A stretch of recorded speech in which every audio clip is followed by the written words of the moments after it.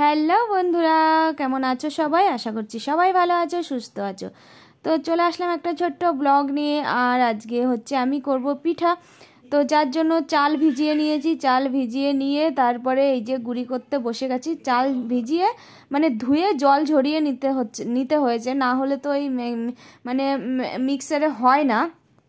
এর জন্য জলটা ঝরিয়ে শুকিয়ে তারপরে আবার চালটা গুঁড়ি করে নিচ্ছি। তো এইভাবে গুঁড়ি করলে না খুব সুন্দর হয় চালটা।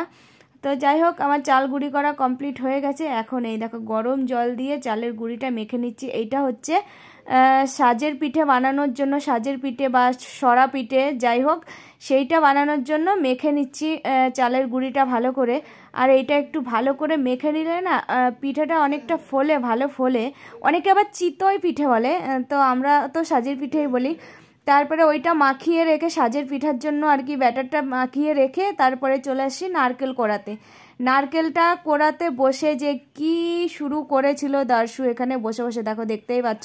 ও এখানেই বসবে, ও আমার কাছেই বসবে। এখানে বসে বসে আমি নারকেল কোড়াচ্ছি আর ও খাচ্ছে। আবার ক্যামেরা যেই অন করেছে দিয়ে বলছে আমাকে ভিডিওতে নাও না, আমাকে ভিডিওতে নাও না। আবার হাই করছে, হ্যালো করছে, মানে কি যে করবে ও ক্যামেরা চালু করলেও নিজেই বোঝে না। তারপরে দেখো নারকেল কোড়ানোর পরে এই যে গুড়টা আমি কুড়িয়ে নিচ্ছি। কারণ কি বলতো, এটা হচ্ছে সেই শক্ত গুড়টা, তো এটা ইয়ে করে না নিলে পরে গলবে না, যার জন্য একটুখানি গ্রেট করে নিচ্ছি। গ্রেট করে নেওয়ার পরে যে এখানে সুজি আছে আর এই যে দুধটা গরম করে নিয়ে এসেছি, তো সেইটা দিয়ে দিচ্ছি। দিয়ে তারপরে নারকেল কোড়া, দুধ, সুজি, চালের গুঁড়ি, চিনি, একটু চিনিও দিয়েছি আর একটু লবণ দিয়ে তারপরে ভালো করে ব্যাটারটা মাখিয়ে নিচ্ছি। আর দর্শু এখানে বসে বসে কি করছে বলে কি, আমি এক্সারসাইজ করছি। তো ওর মুখ থেকে এক্সারসাইজটা শুনতে যা লাগে না, তোমাদের অন্য একদিন শোনাবো ওর মুখ থেকে। তো যাই হোক দেখো, তারপরে শেষে এই যে একটু সুজি দিয়ে দিলাম। আর সুজিটা দিয়ে একটু মাখিয়ে রেখে দিতে হবে, তার কারণ সুজি দেওয়ার পর না অনেকটা জল টেনে যায়। তো এইভাবে আমার ব্যাটারটা তৈরি হয়ে গেল। তারপরে আমি ওইটা রেখে তারপর ওই যে আগে গুলিয়ে রেখেছিলাম যে সাজের পিঠার জন্য যেই গোলাটা, তো সেইটা নিয়ে আবার বসে পড়েছি বাইরে, দেখতেই পাচ্ছ। তো আর আমি পিঠে তো বাইরেই করি, কাঠেই করি। কাঠের পিঠে, কাঠে সাজের পিঠেগুলো না খুব সুন্দর হয়। তো ভালো করে আগে মাটির সাজটা না ভালো করে গরম করে নিতে হয়। এই দেখতেই পাচ্ছ ধোঁয়া বেরোচ্ছে, তো গরম করে নেওয়ার পর একটুখানি তেল দিয়ে মুছে নিলাম। তেল দিয়ে মুছে নিয়ে তারপরে এই যে পিঠেটা, প্রথম পিঠেটা দিলাম, তো ভালোই উঠেছিল, খারাপ হয়নি আর কি। এমনি এর আগের বার পিঠে করেছিলাম তখন হচ্ছে ঢেকি সাঁচা চাল দিয়ে করেছিলাম, আর এটা হচ্ছে আমি বাড়িতেই মিক্সারে করে নিয়েছি। তো এটা দিয়েও ভালোই সাজের পিঠেগুলো সুন্দর হয়েছে। এটা তো প্রথম তাই একটু ফোলেনি, কিন্তু এর পরের বার যেগুলো করেছি না খুব সুন্দর করে ফুলেছে আর উঠেছেও খুব সুন্দর। আর আমাদের বাড়িতে সাজের পিঠেটা এরকম ভাজবো আর গরম গরম সবাই চারপাশে বসে থাকে আর কি, আর সবাই খায়। আমার বানাতেও ভালো লাগে আর ওদের খেতেও ভালো লাগে গরম গরম।